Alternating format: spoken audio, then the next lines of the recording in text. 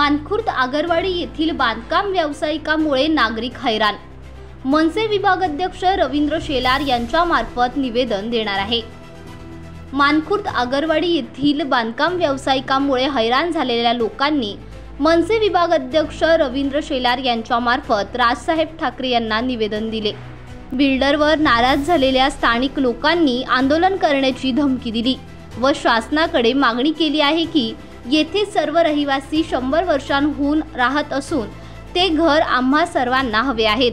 मनसे विभागाध्यक्ष रवींद्र शेलार यांनी बिल्डरला कडक इशारा देत बिल्डरने स्थानिकांना त्रास देऊ नये, अन्यथा मनसे स्टाईलने प्रत्युत्तर देईल असे सांगितले आणि मी आणि संपूर्ण मनसे परिवार आगरवाडी मानखुर्द येथील जनतेसोबत आहे असे रवींद्र शेलार यांनी सांगितले।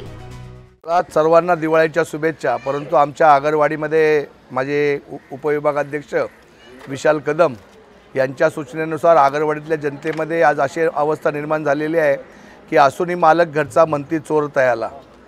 या ठिकाणी जी माणसं 70 80 वर्ष राहत आहेत, 1 2 2 3 3 पिढ्या राहत आहेत, एका बिल्डरच्या जबरदस्तीला कंटाळून स्थानिक प्रशासनानं या लोकांच्या घरावर नोटीस लावून या लोकांना घर खाली करायचं नव्हे तर या परिसरातलं 70 वर्षाचं जागृत देवस्थान दत्त मंदिरसुद्धा पाडण्याचा जो घाट घातला आहे आणि या ठिकाणी त्याला विरोध करण्यासाठी सर्व जनता एकत्र आलेली आहे। दिवाळीच्या दिवशीसुद्धा त्यांनी भविष्यामध्ये आंदोलन उग्र करायचं आणि मान्य राजसाहेबांच्या आदेशाने या ठिकाणी आगरवाडीतल्या जनतेला निश्चितपणे महाराष्ट्र नवनिर्माण सेनेच्या वतीने न्याय दिला जाईल एवढे या ठिकाणी आज ग्वाही देतो। बिल्डरने ऐकलं नाही तर मुळात राज ठाकरे साहेबांकडे भले भले झुकतात आणि मराठी माणसांचा या ठिकाणी विचार करणारे राजसाहेब ठाकरे त्या ठिकाणी कोणी पण असला तो काय त्याची अवस्था होते ते भविष्यातला काय सांगेल एवढं सांगतो, बाकी काय बोलणार नाही। 90 वर्ष आहे, ह्यांचं पण 90 आहे।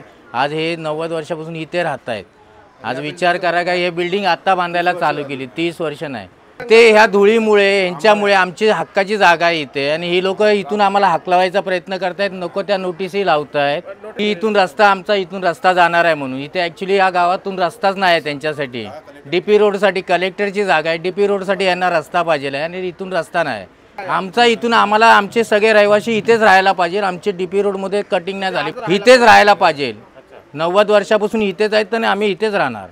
हे बघा हे फोटो पास आहेत, 76ला मिळाले। आम्ही आज माझा जन्म झाला म्हणजे माझा वय 65 आहे, त्याच्या आधीपासून आमचे वडील वगैरे राहत म्हणजे आम्ही 70 80 90 वर्षापासून आम्ही ह्या जागेवर राहतोय आणि 76 साली आम्हाला हे महाराष्ट्र शासनाने फोटो दिलेले आहेत, त्याचे आम्ही पावती पण भरलेले आहेत। 2003 पर्यंत आम्ही शासनाला 20 रुपयाप्रमाणे त्यांचे आम्ही भाडेपावती दिलेले होय।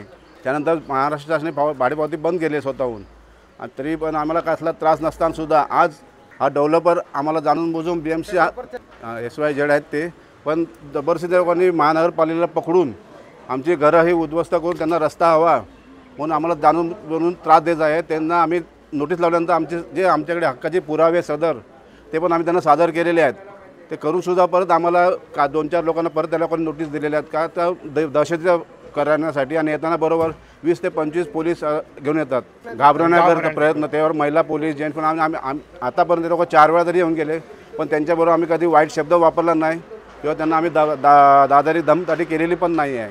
जे काय करा तुम्हाला दाखवूनसुद्धा ते आम्हाला जबरदस्ती धमकी देतात म्हणून आम्ही पोलीस स्टेशन सांगणार हे असं आम्हाला तुम्ही जर खोटे वागत असतील BMCवाले तर त्यांना तुम्ही सहकार्य करायचं नाही म्हणून।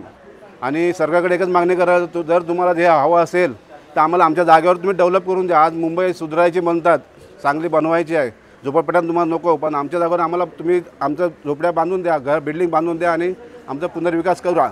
नमस्ते, माझं नाव सविता हेंडवे आहे, मी आगरवाडीची रहिवासी आहे। आता इथे 4 महिने झाले BMCची आमच्या याच्यावर टांगती तलवार आहे, कारण 3-4 महिन्यापासून आहे ना BMCचे लोक येऊन इथे नोटीस लावून जात आहे। कोणी लोक इथे घरी असतात नसतात पण आम्हाला जबरदस्ती केली जाते, मुलं जरी असेल तरी त्यांना ती नोटीस घ्यायला सांगतात आणि नोटीस लावून जातात इथे। तर दिवाळीचा सण असून सुद्धा आम्ही दिवाळीचा सण साजरा करू शकत नाही, कारण आता ह्या 2 दिवसापूर्वीच आहे ना ते लोक नोटीस देऊन नोटीस चिपकून गेलेले आहेत आणि कोणाच्या घरामध्ये आता मुलांची एक्झाम आहे, 10वीचं टेन्शन आहे, कोणाच्या घरामध्ये आजारी पेशंट आहे, तर त्यांनी काय करायचं, वयस्कर लोक आहे। जर दिवाळीसारखा सण आम्ही साजरा करू शकत नाही तर BMCचं हे टेन्शन आम्हाला का? आणि इथे आगरवाडीमध्ये जो रस्ता जो रुंदीकरणाचा हे केलेला आहे तर गरज काय, कारण रस्ता रुंदीकरण इथं कशाला पाहिजे, इथं एवढं मोठं ट्रान्सपोर्ट जाणार नाहीये, पटरीच्या तिकडे तर काही जाणार नाहीये, मग गरज काय, जो रस्ता आहे तो आमच्यासाठी आगरवाडीसाठी पुरेसा आहे।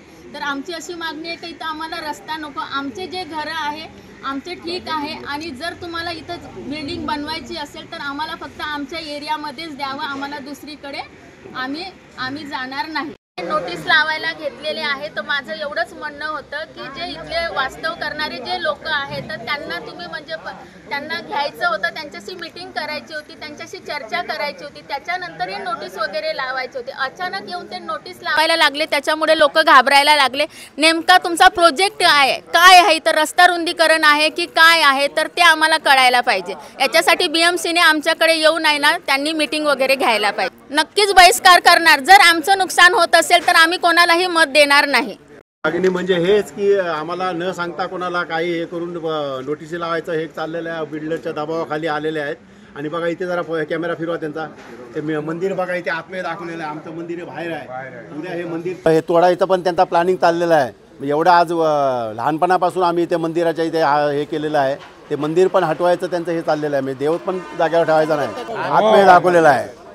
तर हे या सर्व याच्यातून आम्हाला आता बाहेर काढण्यासाठी आमच्या या संकटकाळी महाराष्ट्र नवनिर्माण सेनेचे पदाधिकारी शेलार साहेब, विशाल कदम साहेब हे इथे आलेले आहेत, आणि त्यांनी आता आम्हाला धीर दिलेला आहे थोडा बहुत, त्यांच्या मागे आम्ही उभे राहणार आहोत, त्यांनी आम्हाला सहकार्य करावं आणि आम्हाला न्याय मिळवून द्यावा ही आमची इच्छा आहे। सागर चांगदेव पाटील, माझा जन्म इथलाच आहे, मी लहानाचा मोठा इथेच झालेला आहे, आणि इथे रस्त्याची गरज नसतानाही ते होतं इथे इकडनं रस्ता करणार आहेत। आज आमचं दत्त मंदिर जुनं काळातलं मंदिर आहे, तेही ते तोडण्याचा प्रयत्न करत आहे, त्यांच्या मॅपमध्ये दाखवलं आहे, त्यांच्या जागेत ते मंदिर दाखवलं आहे। तर ह्याबद्दल मी बिल्डरचा जाहीर निषेध करत आहो, आम्हाला गरज नसून आणि आम्हाला रस्त्याची गरज नाही आहे, काही नाही। नमस्कार, माझं नाव कविता गुलाबराव खोमणे। आज जे आमच्या आगरवाडीमध्ये मोठं संकट येऊन ठेपलेलं आहे, यासाठी आम्ही खंबीरपणे उभे राहणार आणि शेवटपर्यंत लढणार आहोत, आणि आम्हाला न्याय मिळाला पाहिजे। काही गरज नसताना आमच्या आगरवाडीमध्ये एवढी लोकसंख्या पण नाही, हजारो उंबरा आहे।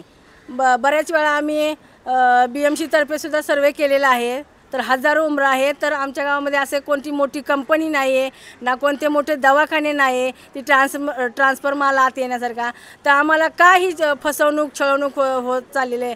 आज आमचे जवळजवळ 3 पिढ्या इथं राहिलेले आहेत लोक, मग आमच्या घरावर आज तुम्ही बुलडोजर चालवून तुमचं सगळं मनमानी करून तुमचं जे काय आहे ते उभारणार, तर हे आम्ही मान्य होऊन देणार नाही। आणि सरकारला खरोखर एकच विनंती आहे, तुम्ही जर समजदारपणाने जर आम्हाला विचारपूस करून सगळं व्यवस्थित करून जर आमच्या गावामध्ये आम्हाला जर व्यवस्थितपणे आमच्याच जागेवरती तुम्ही आम्हाला राहून दिलं, तर तुम्ही पण सुखी राहताल, आम्ही बी सुखी राहू, आणि आमचं तुम्हाला प्रोत्साहन राहील। पण तुम्ही जर आमच्या घरावर बुलडोजर चालवून जर तुम्ही स्वतःची मनमानी करून हे केलं तर हे आम्ही होऊ देणार नाही, हे कदापि शक्य नाही। थँक्यू, धन्यवाद।